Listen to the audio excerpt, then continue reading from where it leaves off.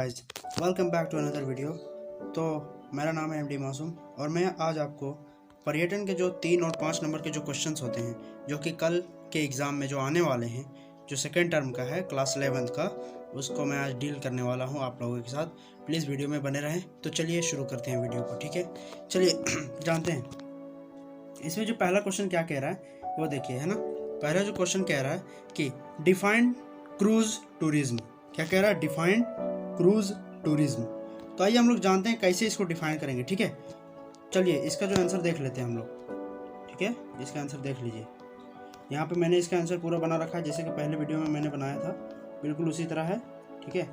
आइए जानते हैं। देखिए मैंने यहाँ पे बनाया है, इसका पहला क्वेश्चन का आंसर है, 3 मार्क्स का है। तो इसमें क्रूज पर्यटन को समझिए क्या होता है। तो क्रूज पर्यटन जो होता है, क्रूज एक बड़े यात्री जहाज होते हैं ठीक है ना, जिनका उपयोग मुख्य रूप से छुट्टियों के लिए किया जाता है। यानी कि क्रूज का मतलब होता है एक बहुत बड़ा ship, you can say steamer, ठीक है, आप स्टीमर कह सकते हो।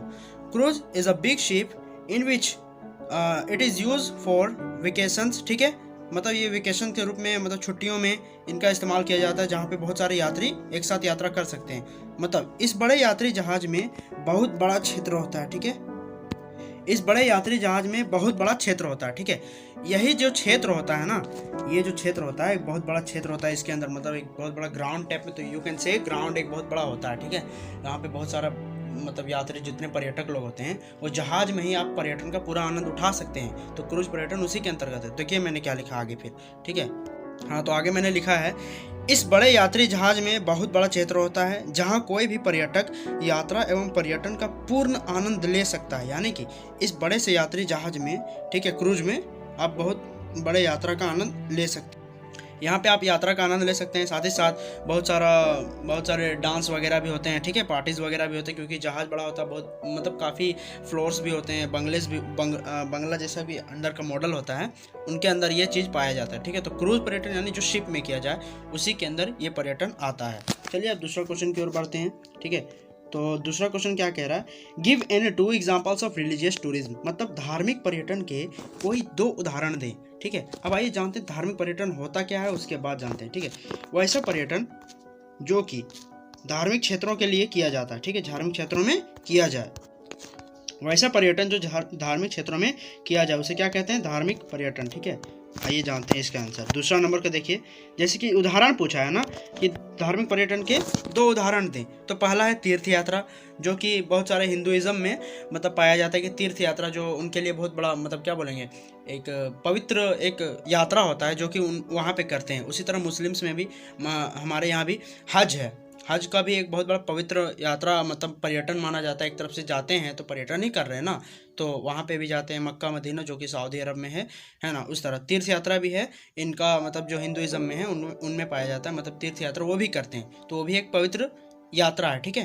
तो ये धार्मिक पर्यटन के अंतर्गत आते हैं। मतलब जो धार्मिक जगहों पे, स्थलों पे जो पर्यटन किया जाए उसे क्या कहते हैं? धार्मिक पर्यटन कहते हैं, ठीक है। क्वेश्चन नंबर 3 की ओर बढ़ते हैं। तो क्वेश्चन नंबर 3 क्या कह रहा है?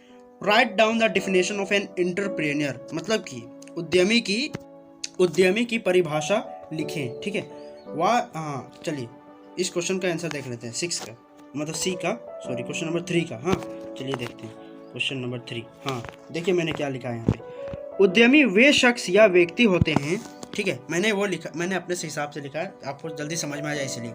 उद्यमी यानी एंटरप्रेन्योर वे शख्स या व्यक्ति होते हैं जो जोखिमों से लड़ते हुए एक छोटे व्यापार को क्या करते हैं? बड़े से पैमाने पे व्यापार में तब्दील कर देते हैं, यानी कि बदल देते हैं। यानी कि एक ऐसा आदमी, ऐसा व्यक्ति जो कि छोटा उसका व्यापार है, ठीक है, जोखिम से लड़ते हुए, जोखिमों से मतलब भिड़ते हुए, जोखिमों का सामना करते हुए, जोखिम मतलब समझते हैं रिस्क भी लेते हुए छोटे से बिजनेस को एक बड़े बिजनेस में चेंज कर देते हैं, है ना।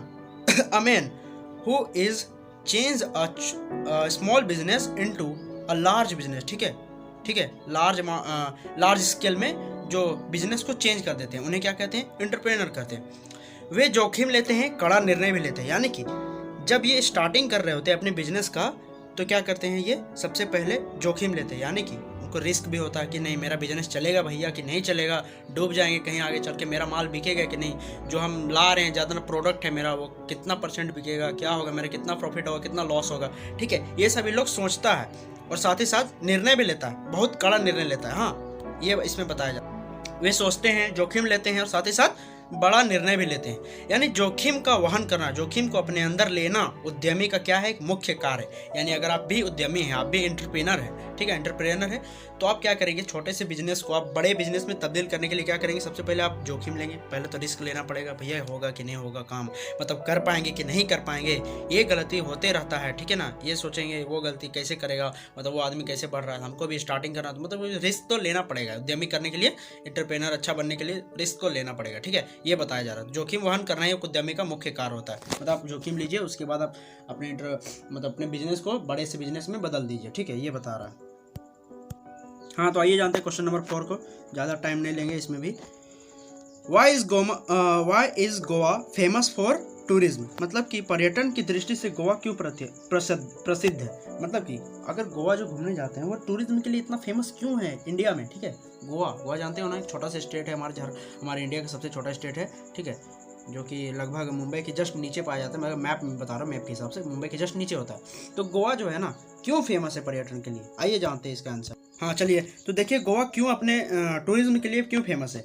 गोवा अपने प्राचीन समुद्र तटों के कारण भारतीय पर्यटकों के बीच सबसे पसंदीदा गंतव्यों में से एक है। यानी कि जो गोवा है, गोवा जो स्टेट है हमारा, इंडिया का सबसे स्मॉल स्टेट है, तो वो जो है ना प्राचीन यानी जो एशियन ज़माने से समुद्र तट है, जो कि सी बीच हैं, उनके कारण जो भारतीय जो इंडियन टूरिस्ट होते हैं उनका सबसे ज़्यादा फेवरेट गंतव्य मतलब समझ रहे हैं, मतलब पर्यटन स्थल, बहुत ही अच्छा सुंदर मोहक, समझ रखते हैं, मनमोहक एक दृश्य वाला जगह है। ठीक है, में से एक है। गोवा में सैकड़ों प्रभावशाली समुद्र तटों के साथ सुंदर दृश्य और शांति प्रदान करती है। मतलब कि गोवा जो है ना, बहुत सारा मतलब सैकड़ों लगभग समुद्र तट है उनके अंदर। ठीक है, बहुत सारा समुद्र तट है। अभी आगे एक क्वेश्चन है जिसमें पूछा है कि मतलब पूरे भारत में कौन कौन ऐसी जगह है जो पर्यटन के लिए प्रसिद्ध है, कौन कौन स्टेट है, उसके अंदर गोवा भी आता है। ठीक है, गोवा सबसे ज़्यादा फेमस है क्योंकि वहाँ पे जो है ना टूरिज्म के लिए मतलब बहुत ही पॉपुलर है वो स्टेट गोवा। ठीक है, तो यहाँ पे जो है बहुत सारा अच्छा प्रभावशाली समुद्र है। ठीक है, चलिए देखते हैं इसका आंसर। यहाँ पे मैं दिखाते जाता हूँ पेन के हिसाब से। हाँ, तो यहाँ देखो, गोवा में सैकड़ों प्रभावशाली समुद्र तटों के साथ सुंदर दृश्य और शांति प्रदान करती है, जहां पर्यटक अपना सर्वश्रेष्ठ आनंद लेते हैं। अब मैं जो यहाँ पे बताते जा रहा हूँ उसको आप अपने कॉपी में नोट डाउन करते जाइएगा। सॉरी, थोड़ा सा लेट हो गया वीडियो आने में, लेकिन कोई बात नहीं, हो जाएगा, ज़्यादा टफ एग्जाम नहीं है ये। ठीक है ना, तो चलिए फिर करते हैं। मैं इंग्लिश में भी बनाऊँगा, ज़रूर स्टार्टिंग करूँगा अब, तो अभी थोड़ा चलने दे, जैक का चल रहा है इसीलिए अभी थोड़ा जल्दी में हूँ, लेकिन इंग्लिश का भी स्टार्टिंग करूँगा। ठीक है, तो गोवा अपने समझ गया, मतलब जो बहुत सारा बचपन जो शुरुआती जो तौर से, मतलब शुरुआती ज़माने से, मतलब प्राचीन ज़माने से ही अपना समुद्र तट के लिए, मतलब टूरिस्ट को सबसे मज़ा क्या आता है समुद्र तटों में, वहाँ क्या बोलते हैं उसको, सर्फिंग करना। ठीक है, ये सब अच्छा लगता है समुद्र तट में। तो समुद्र तट उसमें से बहुत सारा क्या बोलते हैं, सन जो सोते नहीं हैं उसको क्या बोलते हैं, सन बात की कुछ करते हैं, उस तरह लेने वाला होता है, उसमें भी ये बहुत फेमस है। या फिर वहाँ का जो खाना वगैरह होता है उसमें भी, जो समुद्र तटों में खाना होता है, देखिए आगे वो लिख रहा हूँ मैं, जहाँ पर्यटक अपना सर्वश्रेष्ठ आनंद लेने के लिए जाते हैं। जैसे कि वाटर स्पोर्ट्स, मतलब जो वाटर के जितने गेम होते हैं वो गोवा में खेले जाते हैं। ठीक है, पानी में जो समुद्र में होते हैं। स्वादिष्ट समुद्री भोजन, सी फूड है ना, सी फूड जानते हो, जैसे कि क्या बोलते हैं उसको, झींगा हो गया। ठीक है ना, वो सब होता है। नाइट क्लब, उसमें भी बहुत अच्छा, मतलब क्या बोलते हैं, बीच पे बहुत अच्छा नाइट क्लब होता है, रात में अच्छा माहौल होता है, बहुत सारे लाइट्स लगे होते हैं, इसके लिए गोवा फेमस है। आइए क्वेश्चन नंबर 5 की ओर बढ़ते हैं। ठीक है, आई होप आपको मज़ा आ रहा होगा वीडियो, और आपको समझ में भी आ रहा होगा। चलिए देखते हैं। तो क्वेश्चन नंबर 6 क्या रहा है, व्हाट इज फीडबैक, मतलब कि प्रतिक्रिया क्या है। ठीक है, क्वेश्चन नंबर 6, आइए इसका आंसर देखिए। मैंने लिखा है, सॉरी, क्वेश्चन नंबर 5 है। प्रतिक्रिया यानी फीडबैक होता क्या है, प्रतिक्रिया। ठीक है, प्रतिक्रिया का इस्तेमाल संचार में किया जाता है। व्हाट इज कम्युनिकेशन, संचार जो होता है ना, वो दो या दो से अधिक व्यक्तियों के बीच आपसी वार्तालाप मतलब बातचीत। ठीक है, संदेशों को भेजना, आदान प्रदान लेना, मतलब उससे संदेश पाना या फिर तुम उसको संदेश देना, ये क्या हो गया? संचार। तो संचार प्रतिक्रिया जो है ना, संचार के अंतर्गत ही काम होता है। संचार प्रक्रिया में फीडबैक रिसीवर से एक प्रतिक्रिया करो संदेश होता है। मतलब कि जो संचार है, मान लो तुम किसी को बोल रहे हो, बोले तुम कुछ संदेश दिए, अब मैसेज सेंड बाय यू, ठीक है, तुम मैसेज सेंड किए उसको, अब जो है उसको अच्छा लगा, मतलब जिस टॉपिक पे जो मैसेज था उसको अच्छा लगा, उसको जो रिप्लाई जो होता है ना, समझ रहे हो ना, जो तुम वो आदमी जो तुम मान लो तुम मोहन हो, मान लो अभी थोड़ी देर के लिए तुम मोहन हो, तुम सोहन को मैसेज दिए, तो जो सोहन जो है तुमको जो रिप्लाई करेगा ना, वही रिप्लाई ही कहलाता है फीडबैक, मतलब प्रतिक्रिया, कि उसको समझ में आ गया है, क्या तुम भेजे हो, क्या तुम एसएमएस किए हो या फिर क्या मेल किए हो, उसको समझ में आ चुका है, ठीक है। और वो जो है चीज़ वो फिर आगे दूसरों को शेयर कर सकता है, मतलब कि जो संदेश था वो दूसरों पे भेज सकता है सोहन, ठीक है। तुम मोहन हो, दूसरा को जो तुम भेजा था वो सोहन मान लो थोड़ी देर के लिए, मतलब समझाने के लिए मैं कह रहा हूँ, असली में मान मत लेना कभी, ठीक है। तो संचार प्रक्रिया में फीडबैक, बाकी जिसका नाम सोहन है वो तो मान सकते हो भैया। संचार प्रक्रिया में फीडबैक रिसीवर से प्रतिक्रिया को संदर्भित करता है, जो संचारक को एक विचार देता है, ठीक है। क्या बोलता है? संचारक, मतलब समझ रहे हो, जो तुम भेज रहा है, जो सेंड करने वाला, उसको सेंडर को बोलते हैं संचारक, ठीक है। सेंडर एक होता है, सेंडर होता है, एक रिसीवर होता है। रिसीवर किसको बोलते हैं? जो पाया, मतलब बोले थे ना, मतलब मोहन अगर सेंडर है तो सोहन क्या होगा? रिसीवर होगा। और जो रिसीवर के द्वारा जो भेज रहा है रिप्लाई, वही उसका प्रतिक्रिया कहलाता है, ठीक है। ये बहुत ईजी भाषा में समझा दिए। तो संदेश कैसे प्राप्त किया जा रहा है और क्या इसे संशोधित करने की आवश्यकता है, ये कौन बताता है? रिसीवर कहलाता है, ठीक है, वही बताता है। चलिए आइए जानते हैं क्वेश्चन नंबर 6 की ओर बढ़ते हैं, ठीक है। क्वेश्चन नंबर 6 क्या रहा है, क्या जी कह रहा है, देखिए। हाँ, ये हो गया question number 5। Which states of India are famous for beach tourism, मतलब बीच पर्यटन के लिए भारत के कौन कौन से राज्य प्रसिद्ध हैं। चलिए देखते हैं क्वेश्चन नंबर 6 का आंसर, ठीक है। आई होप आपको समझ में आ रहा होगा जरूर। चलिए देखिए इस क्वेश्चन में क्या कह रहा है। हाँ, गोवा तो जान रहे हो भैया, तो गोवा तो पूरा पॉपुलर है यार बीच टूरिज्म के लिए। कैंडोलिम बीच उत्तरी गोवा, नॉर्थ गोवा में पाया है एक बीच है कैंडोलिम बीच, ठीक है, सर्च कर लेना गूगल में भैया, मिल जाएगा। कैंडोलिम बीच है जो कि उत्तरी गोवा में है, ठीक है। Orissa, blue flag golden beach Puri जानते हो, पुरी एक जगह है उड़ीसा जो बहुत फेमस जगह है, ठीक है, वहाँ पे ये बीच पाया गया है, मतलब वहाँ पे ये बीच होता है, मौजूद है। Blue flag golden beach Puri Orissa में, ठीक है, उड़ीसा में। उसके बाद कर्नाटका में क्या है? ओम बीच गोकर्णा जगह है उसका, है ना, जिला होगा कर्नाटका का, ठीक है, या फिर कोई गांव होगा, शहर होगा, ठीक है। गोकर्णा कर्नाटका में है, ओम बीच, ठीक है, याद रखना। चार पास ज़्यादा नहीं, 3-4 दे देना, हो जाएगा आंसर इसका। केरला में क्या है? कोआलम बीच, इसका नाम मैंने सुना था, बहुत अच्छा भी लगता है मुझे, इसका दृश्य भी मैंने देखा, आप लोग भी सर्च कर लेना गूगल में। कोआलम बीच त्रिवंद्रम कहाँ पे है? केरल। थोड़ा ये साउथ इंडियन है ना, तो नाम थोड़ा डेंजर है, लेकिन टेंशन मत लो, जो भी नाम है अच्छा नाम है, ठीक है। कहाँ पे? कोआलम बीच केरल में। ये हो गए 4 स्टेट जो कि फेमस है, आप चाहो तो और भी दे सकते हो, ठीक है ना। चलिए अब जानते हैं इसका आगे का क्वेश्चन जो कि 7 नंबर है। What are the types of waste bins. पहले वेस्ट बीन समझो क्या होता है, ये जो क्वेश्चन कह रहा है, ठीक है, question number G. What are the types of waste bins, ठीक है, वेस्ट बीन्स होता क्या, चलो देखते हैं इसका आंसर। हाँ, क्वेश्चन नंबर 7 का मैंने क्या लिखा है? वेस्ट बिन का इस्तेमाल कचड़ों कूड़ों के निपटारण के लिए किया जाता है। मतलब कि जो वेस्ट बिन्स होता है जिसमें वेस्ट मटेरियल्स को जो हम डालते हैं उसी को क्या कहते हैं? जैसे कि कचड़ा हो गया, करकट कूड़ा हो गया, ये सब क्या होता है? मतलब फालतू जो सामान होते हैं जो यूज़फुल नहीं होते हैं, जैसे कि रिसाइकलेबल, कोई नॉन रिसाइकलेबल होता है, ठीक है ना। तो कोई रिड्यूस के जो कपड़े को कर RRR 3R वाला होता है कचड़ा, वो सब इसमें डाला जाता है वेस्ट बिन। डस्टबिन भी जिसको बोलते हैं, अगर हम लोग घर में रखते हैं उसको डस्टबिन बोलते हैं, ठीक है। वेस्ट बिन जो बाहर में रखा जाता है, रोड के साइड भी रहता है, उसको वेस्ट बिन बोला जाता है। तो वेस्ट बिन का इस्तेमाल क्या करते हैं? कचड़ों कूड़ों को निपटारण के लिए किया जाता है। तो वेस्ट बिन के कितने प्रकार होते हैं? 3 प्रकार। आइए देखते हैं 3 प्रकार क्या क्या बोल रहा है। वेस्ट बिन के 3 प्रकार हैं। पहला नीला वेस्ट बिन, ठीक है। इस तरह के वेस्ट बिन में रिसाइकलेबल क्या होता है? मतलब पुनः चक्रित कचड़े को डाला जाता है, यानी कि जिसको हम फिर से बना सकते हैं। मान लो कि एक क्या बोल सकते हो, कुछ ऐसा एग्जांपल जिससे बन सकता है रिसाइकलेबल, जो कि रिसाइकलेबल चीज़ें होती हैं। मान लो जैसे कि चेयर हो गया, चेयर का टुकड़ा है, मान लो कुछ टुकड़ा है, तो उसको फिर से पिघला के चेयर बनाया जा सकता है, यानी रिसाइकलेबल जो हो, ठीक है, रिसाइकल फिर से बना के तैयार किया जा सकता है उसी चीज़ को। तो नीला वेस्ट बिन होता है एक ब्लू में, ठीक है, इसमें डाला जाता है ये चीज़। कौन सा कचरा डाला जाता है? जो रिसाइकलेबल होता है, ठीक है। उसके बाद एक ब्राउन वेस्ट बिन, यानी कि भूरा वेस्ट बिन, ठीक है। ये भूरा वेस्ट बिन में क्या डाला जाता है? देखिए, इस प्रकार के वेस्ट बिन में बगीचे के कचड़े और बेकार भोजन के छिलके के इस वेस्ट बिन में डालते हैं। मतलब कि जो कि वेस्ट बिन, जो बगीचा का जो कचरा, जैसे गार्डन्स वगैरह में जो निकलते हैं ना, सूखे पत्ते वगैरह, वो हो गया। जैसे भोजन में जैसे छिलका हो गया आलू का, करेला का, क्या करेला का नहीं, मतलब कि जैसे कि लौकी का, ये सब का जो बहुत सारी सब्जी है ना, उनके जो छिलके होते हैं वो सब भूरे वेस्ट बिन में डाला जाता है, ठीक है। अब एक लास्ट वेस्ट बिन है, मतलब थर्ड टाइप है, जो कि इसका हरा वेस्ट बिन, ग्रीन, ठीक है। इसको ग्रे वेस्ट बिन बोला, या ग्रे वेस्ट बिन, मतलब ग्रे भी होता है या तो हरा होता है, ठीक है, मिक्स होता है, कंबाइंड होता है। इस वेस्ट बिन में नॉन रिसाइकलेबल कचड़ों को डालते हैं, यानी कि जो ग्रीन वेस्ट बिन होता है उसमें क्या करते हैं? नॉन रिसाइकलेबल, मतलब जो रिसाइकल नहीं हो सकता है, वैसे कचड़ों को क्या करते हैं? डाला जाता है, ठीक है, वैसे कचड़ों को डालते हैं। चलिए, ये क्वेश्चन हो गया, क्वेश्चन नंबर 7 हो गया। क्वेश्चन नंबर 8 की ओर बढ़ते हैं, जल्दी जल्दी ख़त्म करना है यार, उसके बाद फिर आगे फिर और पढ़ाई करनी भी है ना। 12 का भी मैं जल्दी ही अपलोड करूँगा वीडियो, टेंशन मत लीजिए, बस पढ़ते रहिए, क्योंकि मैं भी आप ही लोग का स्टूडेंट, आप ही जैसा स्टूडेंट हूँ, अभी मैं भी सीख रहा हूँ, ठीक है। What is the importance of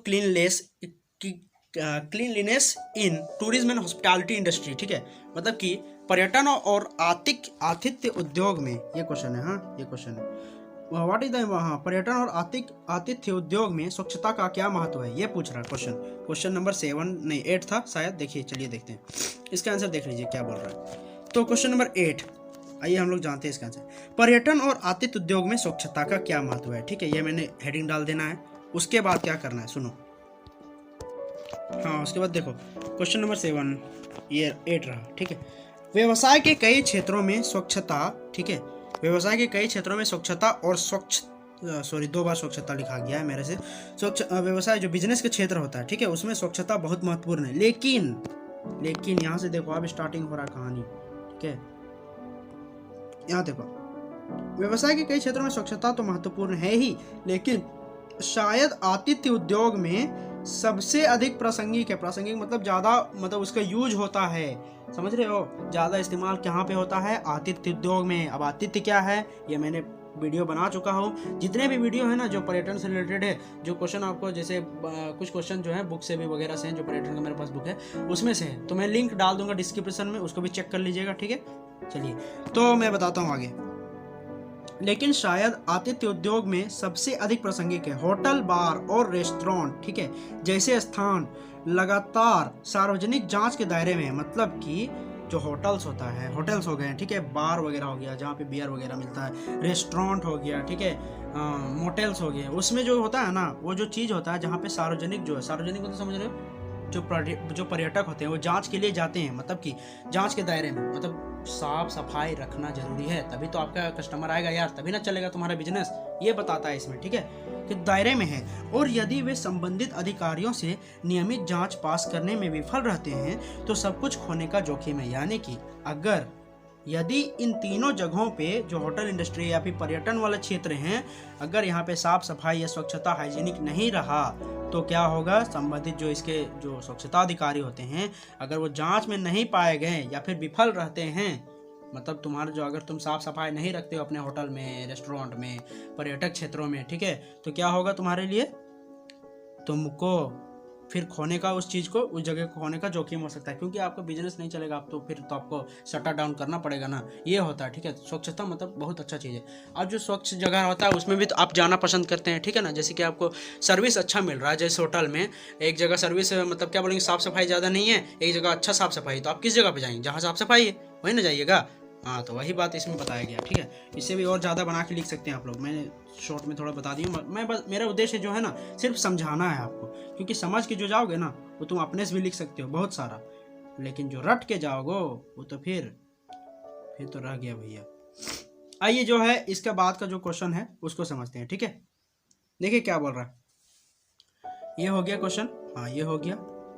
what is recreational tourism, मतलब कि रिक्रिएशनल टूरिज्म मतलब मनोरंजक पर्यटन क्या है। ठीक है, क्वेश्चन समझ में आ रहा है ना। ये मनोरंजक पर्यटन क्या है, ये जानते हैं। इसका आंसर कहाँ गया, आ गया। ठीक है, मनोरंजनात्मक पर्यटन, हिंदी थोड़ा है यार, मतलब कि इसको रिक्रिएशनल बोल सकते हैं। ठीक है, जो क्रिएटिविटी जिसमें होता है।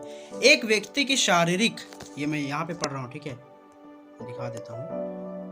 एक व्यक्ति की शारीरिक और मानसिक शक्ति को बहाल करने के लिए आवश्यक आराम के उद्देश्य से के लिए अपने खाली समय में लोगों की आवाजाही है। मतलब कि एक मनोरंजनात्मक पर्यटन यानी कि रिक्रिएशनल टूरिज्म किसको कह सकते हैं, एक कोई व्यक्ति है जिसका जो फिजिकल और मेंटल शक्ति को, जो मेंटल पावर को या फिर फिजिकल पावर्स को बढ़ाना है या फिर बहाल करना है, कुछ अच्छा आराम के उद्देश्य से कहीं खाली समय में लोगों की आवाजाही है। मतलब कि अगर आप एक पर्यटक हैं, आपको लग रहा है कि नहीं हमको थोड़ा रेस्ट की ज़रूरत है, आराम चाहिए, मतलब कि मैं डेली लाइफ से बहुत परेशान हूँ, बिजी लाइफ से, ठीक है, तो आप क्या कर सकते हैं, कुछ समय के लिए, कुछ दिनों के लिए बहुत सारे लोगों में या फिर खुद में फैमिली के साथ आप भी क्या कर सकते हैं, जा सकते हैं घूमने के लिए।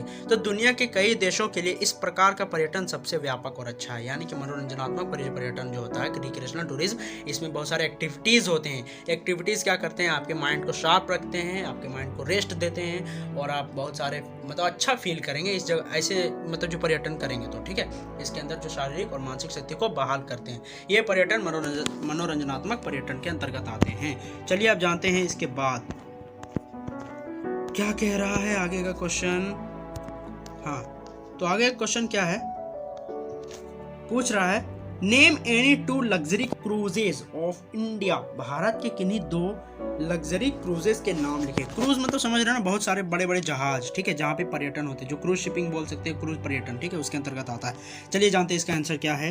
बोल रहा है जल्दी आ जाओ, कहाँ गया, हाँ देखिए यहाँ पे बोल रहा है, ठीक है, थोड़ा आज मस्ती के मूड में हूँ इसीलिए थोड़ा इतना कर रहा हूँ। ठीक है, क्वेश्चन नंबर 10 बोल रहा है दो luxury cruises, Sundarban luxury cruises पहला मान लो, सुंदरवन लग्जरी क्रूज मतलब कि बहुत अच्छा एक शिप होता है, बहुत सारा स्टीमर होता है जिसमें जो है ना बहुत बड़ा एरिया होता है जहाँ पे आप पर्यटन कर सकते हैं, राइडिंग कर सकते हैं, थोड़ा मोड़ा मतलब कितना एज में लगभग बहुत अच्छा होता है, 5 किलोमीटर का भी होता है, 10 किलोमीटर का भी, मतलब जितना बड़ा चाहेंगे उतना अच्छा होता है।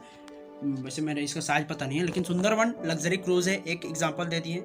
उसके बाद नदी गंगे हेरिटेज क्रूज मतलब कि रिवर गंगे हेरिटेज क्रूज, ये भी एक क्रूज का नाम है। क्रूज मतलब समझ रहे हो, बहुत बड़े यात्री जहाज, ठीक है, ये बोल रहा है। क्वेश्चन नंबर 11 की ओर बढ़ते हैं।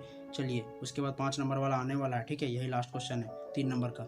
वेयर इज मणिकर्ण लोकेटेड, मतलब कि मणिकर्ण, ठीक है, मणिकर्ण कहाँ स्थित है। ये मणिकर्ण एक जगह, ठीक है, बता रहे हैं यहाँ पे क्या है, मैंने लिखा है इसके बारे में।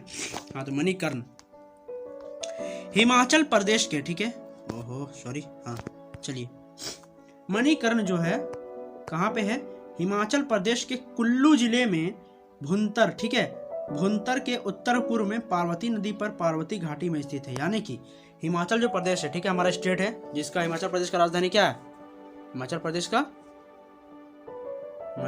जी देहरादून या शिमला, देहरादून उत्तराखंड का, शिमला है, ठीक है ना, हाँ हिमाचल प्रदेश का शिमला है। तो हिमाचल प्रदेश जो है हिमाचल प्रदेश का कुल्लू एक जिला है, उसका जो उसमें एक भुंतर कोई जगह होगा, उसका उत्तर पूर्व में पार्वती नदी पर पार्वती घाटी में बनाया गया इस जगह है, मतलब यहाँ पे ये जगह पाया जाता है। ठीक है, यह 1760 मीटर की ऊंचाई पर है। यानी कि उस जगह पे मतलब घाटी समझ रहे हो ना, घाटी मतलब समझ रहे हो कि कुछ छोटा मोटा पहाड़ जैसा, ठीक है, घाटी होता है, उस पर ये स्थित है। जहाँ की और कसोल एक जगह है, कसोल से 4 किलोमीटर आगे और कुल्लू से लगभग 45 किलोमीटर और भुंतर से लगभग 35 किलोमीटर की दूरी पर स्थित है। यानी पे बता रहे हैं मैं डिटेल में यहाँ पे कि ये जो है 1760 मीटर की ऊंचाई पर है, कहाँ पे, ठीक है, और कसोल एक जगह है जहाँ से 4 किलोमीटर आगे है और कुल्लू से लगभग 45 किलोमीटर है दूरी पे है, और भुंतर एक जगह वहाँ से भी 35 किलोमीटर की दूरी पर ये जगह लोकेट है। ठीक है, मणिकर्ण हिमाचल प्रदेश में, ये बस लिख देना चलेगा। आगे चलिए इसका और क्वेश्चन देखते हैं। ठीक है, अब 5 नंबर वाला आ गया। ठीक है, 5 नंबर का क्वेश्चन यहाँ पे बोल रहा है आंसर एनी 5 क्वेश्चन। यहाँ पे रहेगा आंसर एनी 5 क्वेश्चन। चलो, how guest complaints are handle during the tour. यात्रा के दौरान अतिथि की शिकायतों को कैसे संभाला जाता है, मतलब आप यात्रा कर रहे हैं, उसमें से आपको मतलब हाउ कैन यू, मतलब बोलते हैं ना हैंडल करेंगे, how can you handle during the tour, मतलब how can you handle complaints during the tour, guest complaint, ठीक है, मतलब कैसे करोगे। तो यात्रा के दौरान अतिथि की शिकायतों को संभाला कैसे जाता है, ये 5 नंबर का क्वेश्चन है, ठीक है। आंसर एनी 5 क्वेश्चन का देख लीजिएगा। ये जो है ए क्वेश्चन है, क्वेश्चन नंबर ए, ठीक है। आइए जानते हैं इसका आंसर क्या बोल रहा है। हाँ देखिए, मैंने यहाँ पे लिख दिया 5 मार्क्स क्वेश्चन। अतिथि के शिकायतों को संभालने के लिए निम्नलिखित कदम उठाए जा सकते हैं। मैंने ये अपने तरफ से लिखा है, ठीक है। हाँ, अतिथि की शिकायतों को संभालने के लिए निम्नलिखित कदम उठाए जा सकते हैं, जैसे कि उनके परेशानियों को ध्यान से देखें और सुने, मतलब कि जो वो बता रहे हैं, उनका जो शिकायत है, परेशानी है, जो भी तकलीफ है, उनका जो है ना, जो परेशानी है उसको ध्यान से देखिए, ठीक है, ध्यान से देखिए और सुनिए। हो सके तो दूसरा क्या लिखना है, हो सके तो आप उनके परेशानियों को समाधान करने के लिए उन्हें दिलासा भी दिलाएं, मतलब कि आप थोड़े देर के लिए, कुछ समय के लिए, मतलब ऐसा नहीं कि झूठा दिलासा दिला दें, मतलब काफ़ी हद तक बोले कि नहीं सर आपका जो परेशानी। और एक चीज़ याद रखिएगा, कभी भी यात्रा के दौरान गेस्ट से जो है ना, मतलब क्या बोले, ऊंची आवाज़ में बात मत कीजिएगा, ठीक है ना, आराम से बात करना है, बिल्कुल ध्यान लगा के, ये बताना है इसमें। तो हो सके तो आप उनके परेशानियों को समाधान करने के लिए उन्हें दिलासा दिलाएं, मतलब बोले सर आपका जो परेशानी है वो मैं हो जाएगा, टेंशन मत लीजिए आप, ये बोलना है, ठीक है। अतिथि के तीसरा क्या बोल रहा है, अतिथि के स्वाभिमान के प्रति सचेत रहें, मतलब उनके जो है ना स्वाभिमान, उनका जो वैल्यू है, उनको आप कभी मतलब कम ना होने दें। समस्या में व्यक्तिगत रुचि दिखाएं, उनका जो समस्या है आप सभी के लिए उनके समस्याओं को सुलझाने के लिए रुचि दिखाएं, ठीक है। अतिथि नाम के बार बार उपयोग करने का प्रयास, मतलब अतिथि जो है, मतलब सॉरी सर मैडम जो भी हैं, तो गेस्ट का जो नाम है ना उसको बार बार उपयोग करने का प्रयास करें, क्योंकि उनको ऐसे में थोड़ा सा उनके जो कमी, क्या बोलते हैं, बोझ थोड़ा हल्का होने जैसा लगता है, उनको फील होता है। चौथा मैंने क्या लिखा है, अतिथि को अपना अविभाजित ध्यान दें, मतलब अतिथि को जो है ना बहुत अच्छे से ध्यान रखें, ठीक है। समस्या पर ध्यान लगाओ, उनका अपमान ना करें, ठीक है, मतलब जो समस्या है उनके अंदर बोलेंगे हाँ सर आपको मतलब क्या सर आपको मतलब कैसी तकलीफ है, मैं आपकी क्या हेल्प कर सकता हूँ, इस तरह मतलब थोड़ा सा आदर के साथ बात कीजिए, ठीक है। ध्यान लगाओ, उनका अपमान मत करो, मतलब कि उनका कभी भी इंसल्ट मत करना, ठीक, इंसल्ट मत करना कभी भी। अतिथि को अपना समस्या को बताएं। और उसके बाद 5वां नंबर मैंने पॉइंट लिखा है, ठीक है, यहाँ से देख लेना, नोट डाउन करते जाइएगा। अतिथि को बताएं कि सबसे अच्छा क्या किया जा सकता है, मतलब उसके लिए आप अतिथि को बताइए कि उसको मतलब क्या अच्छा किया जा सकता है। सबसे आप अतिथि को बताइए कि सबसे अच्छा मतलब उनकी जो परेशानी है उनको हल करने के लिए क्या कर सकते हैं, ये बताइए उनको, ठीक है। आइए फिर जानते हैं क्वेश्चन नंबर, ये 5 पॉइंट लिखिएगा, बहुत अच्छा है, अच्छे पॉइंट से आपके माइंड में और भी चल रहा है अच्छे पॉइंट्स, तो आप लिखिए, बिल्कुल जितना अच्छा से लिखिएगा ना। मैं खुद बताता हूँ, मैं 12th में एग्जाम दिया हूँ इसका, तो मैंने भी अपने से मतलब अपने माइंड से मैंने सिर्फ समझा था, ठीक है। ये भी जितने भी जो क्वेश्चन है ना मैंने खुद से तैयार किए हैं बहुत सारे, हाँ ठीक है, कहीं से अपने नोट्स वगैरह से भी सर्च करके मैंने इसको आंसर किया है, तो आप देख सकते हैं और अच्छे से समझ सकते हैं और भी बना सकते हैं अपने से भी, जो आपके माइंड में चल रहा है। मैं तो सिर्फ आपको क्या बता रहा हूँ, हेल्प कर रहा हूँ, ठीक है। उसके बाद उद्यमशीलता के महत्व का वर्णन करें, यानी कि ये बोला describe the significance of entrepreneurship, मतलब कि उद्यमशीलता के महत्व का वर्णन कीजिए, मतलब इसके बारे में एक्सप्लेन कीजिए, क्या होता है उद्यमशीलता। आइए जानते हैं उद्यमशीलता क्या होता है। हाँ, उद्यमी न केवल, इसके बारे में समझिए क्या होता है। उद्यमी न केवल अपने लिए बल्कि दूसरों के लिए भी रोजगार के अवसर पैदा करते हैं। उद्यमशीलता का महत्व पूछ रहा है ना, तो पहला महत्व मैं बता रहा हूँ, यानी जो एंटरप्रेनर्स होते हैं, जो उद्यमी, मैंने बताया था उद्यमी क्या होता है, तो वो जो लोग होते हैं वो क्या करते हैं, सबसे पहले अपने जो दोस्तों के लिए हैं, मतलब जो बहुत सारे जो रोजगार के लिए इधर उधर जाते रहते हैं, ठीक है ना, जो मतलब लोग होते हैं उनको क्या करते हैं, सबसे पहले रोजगार भी प्रदान करते हैं, ठीक है।